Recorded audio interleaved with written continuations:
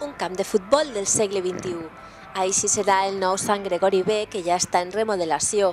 En tan sols 5 mesos, les diferents escoles esportives de la ciutat podran tornar a competir en este tradicional camp de la nostra ciutat, però ara ho faran en les millors condicions.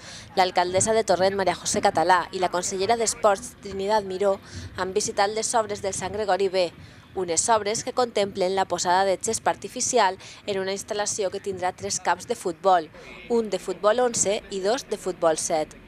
El Sant Gregori B tindrà un total d'11 vestidors per als equips, 2 per als àrbitres i cafeteria.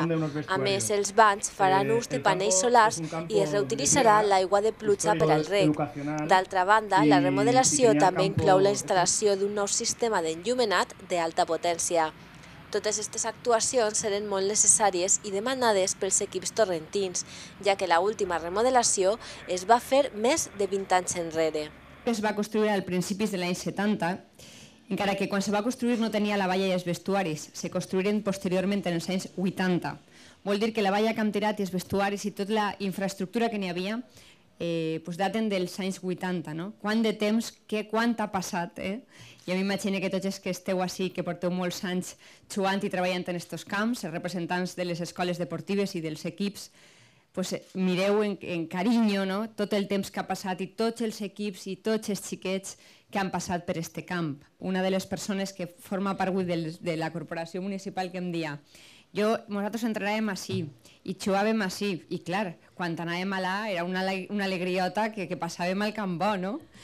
Doncs bueno, eixa il·lusió i eixa alegria dels nanos, dels xiquets, de les persones a les quals estem intentant transmitir-li el valor de l'esport, els valors de la competició, del companyerisme, del treballar en equip a través de la seva afició per una disciplina esportiva tan important com és el futbol, que aquesta afició que ells tenen i que aquestes ganes que tenen de jugar puguen reflectir-se en competicions, en partits, en entrenaments, en un camp del qual se puguen sentir satisfets i orgullosos.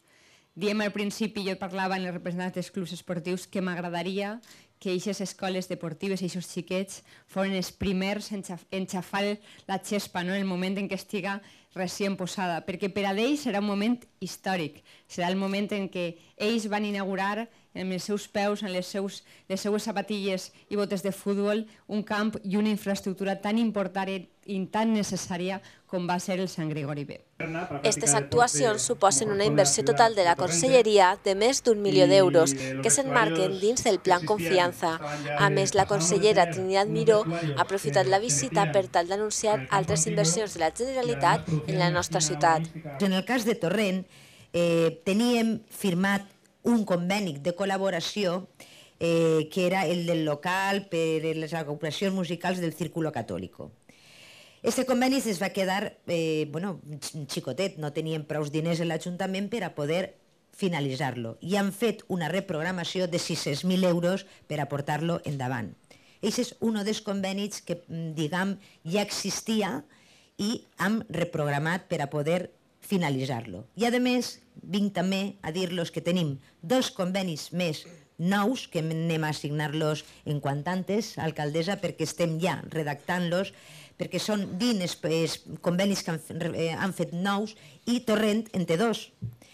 Un és la construcció i equipament del Teatre Salón Parroquial en una inversió de 750.000 euros i l'altre és l'adquisició del local i segona fase de les obres i equipament de la Unió Musical. També un nou conveni per valor de 550.000 euros.